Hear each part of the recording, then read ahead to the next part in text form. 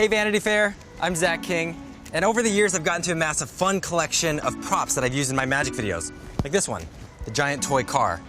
So I want to take you in the studio, show you around. All right, so this is my office, and this is where I not only work, but also keep some of my favorite things throughout my childhood and little things that have inspired me, as well as memorabilia from my videos. Like this one, the Souvenir of France. It's a Vine video where I grab it and take the Eiffel Tower. Merci beaucoup. The fun part about working with miniatures to me is it's really tactile. It's something you can grab, you can play with, you could block in the frame, but it also means you have to get it 100% perfect. So that means your distance from this to the camera, but also the item in the background has to be perfect. So you're lining up these three different elements, and it's fun, but it takes a ton of time to get it perfect. If it's not perfect, you gotta fly back to France and reshoot. One of my favorite videos that I've done on TikTok was based on one of my favorite books growing up, Harry Potter. And of course, everyone wants to be able to fly on a broomstick. So we created this illusion where with a mirror and the broomstick and pants glued to it, it looked like I could be floating. There's always challenges when we're filming. The hardest one on that video is we were riding and we'd chip the mirror a little bit, or the boosted board. Like, the dance between the cameraman and myself in the videos is always an intense choreography, and that one especially, because I'm on an electric skateboard and I have to control that, as well as hold this rig of the mirror and the broomstick and the pants, which is actually rather heavy with one hand. It's fun though. When you get that choreography down, it feels like you just had an amazing dance, and the video turned out awesome. I love it. I also love exploring ideas that kind of bend reality, and a good example is this chair, which I keep in my office. It looks like a regular chair, right? But if I sit down, it's not quite a regular chair. It's actually, we call it an illusion chair. So it's based on the perspective of where the camera is. It's actually, as you can see, a bunch of curved cut wood, perfectly to line up just from one single angle over there. So there's a lot of meticulous work that goes up front in designing these illusions, from sketches, design, 3D blueprints, and CAD models, and that's only half of it. Then we take that into reality. When you're talking about making a piece of furniture or a set, you actually have to just line up the camera and have it there during the entire construction process. And it's a bummer because a lot of times you end up building it, and if you didn't line up the camera right, you have to redo it. So you gotta be detail oriented. So this next room that we're gonna be going to is one of my favorites in the studio. It stores some really fun treats. Let's go check it out. Okay, so this is a special room because this is where we store our medium to large props. Now, we store the extra small props in a special other room, which I'll show you in a second. So what you see in here is pretty much all the props I've used over the years, ranging from snack items like this giant Oreo here. We've got this little miniature plane. I was thinking about the name of the Wright brothers, who were some of the first inventors of flight. And I was like, wouldn't it be funny if there was what if there was a wrong brother? Like, what would his invention have been like? And he would take a miniature, wind it up, throw it, and then the plane would circle back and it'd become real and, almost crash into him. That's where that idea came from. So I got this prop online the night before we had to shoot. It arrived, and I thought it came assembled, ready to go out of the box, but no, I had to build this. It actually took me hours. And there's even a complicated rubber band system to how to make these spin and turn on. I spent way too much time super gluing and burning my fingers making this, but that actually happens a lot. I always try to look in the fine print when I'm buying props online now. Is it pre-built? That is absolutely key, if possible. Now, a lot of the props that we make here are actually made in-house using design and 3D printers like this one. So I wanted to do a video where I was playing catch with myself. I would throw it this way and then catch it close up to frame with this small little football. And you can see this one is actually just a perfectly printed replica, and we'll paint it brown. It's all hand painted with the little Wilson logo there. But it's fun that we can make things really accurate to size and just to the size that we need, so it's at the right distance from camera. My videos tap into a lot of different themes, and one of them tends to be games and sports. So I've got things that are golf clubs, I've got little mini bikes. I've even got, this is a special one because I did a video with Tony Hawk where I was skateboarding, showing him a skateboard trick, and during the trick it transitions to this little miniature. And he actually signed this one for us, so that's cool. Some props are a mix of 3D printed as the base and then covered with fabric like this one that was used in a safety video commercial we got to do for an airline.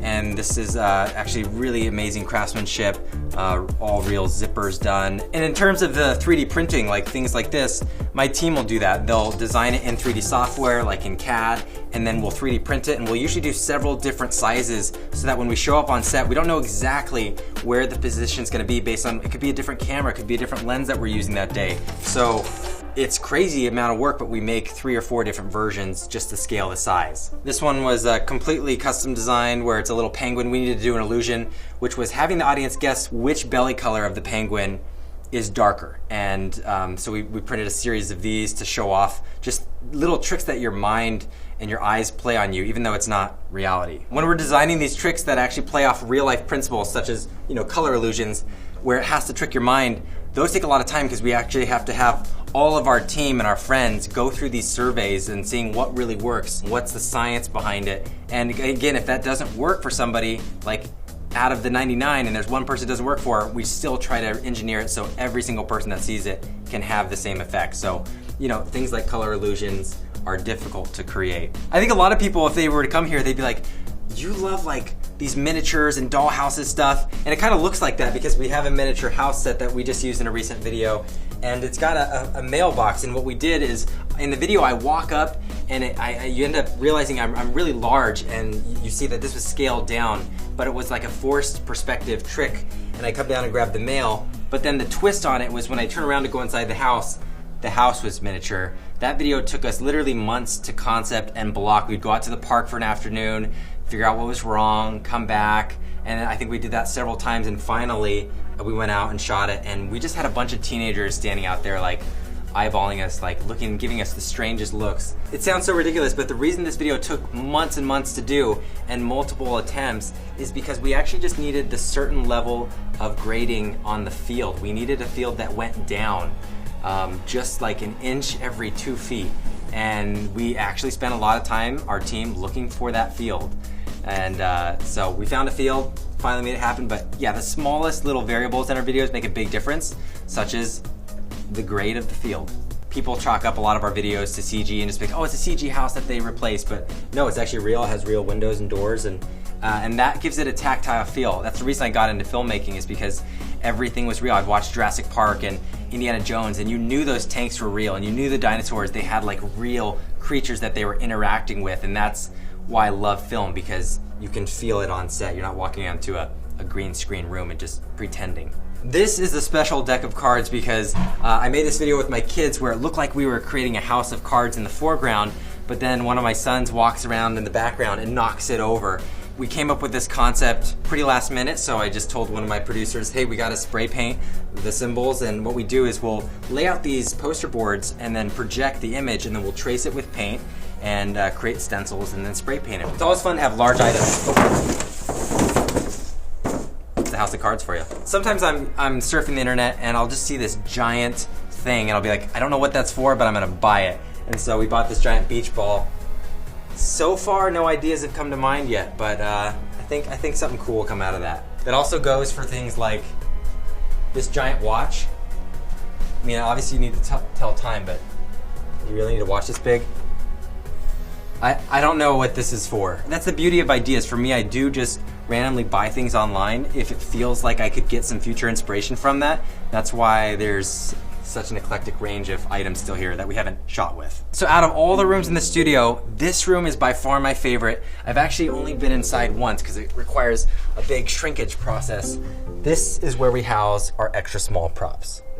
Take a look inside. Oh, there's Lucas in there. Hi, Lucas. Hey, what's up? All right, I'll let them get back to work. So that is the extra small room. All right, so this is what I call the mirror room, and this is a really fun place for us to actually duplicate our props or our camera gear. Like, take this camera, for example. And, it's actually pretty valuable to have. But no, let me show you the actual reveal here. I don't usually show this off, but this is Lucas. Hi, Lucas. And we've actually learned to be in sync for this trick because we'll do it on live streams or we'll do this on YouTube or video calls with fans.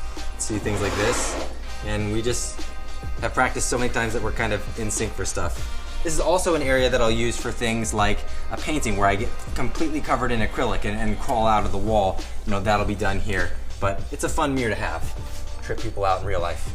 Lucas and I will come out here and just practice over and over and play with different objects. Obviously we have to have duplicates of everything, but we do keep duplicates in our storage of so many items ranging from toothbrushes, toilet paper. So we were constantly thinking of gags that we could do live. This is an installation that we actually built in order to do Zoom with our fans that didn't require any post work. And those again are some of my favorite effects because they're done in camera. All it requires is that extra amount of practice and hours of just making sure things look exactly correct.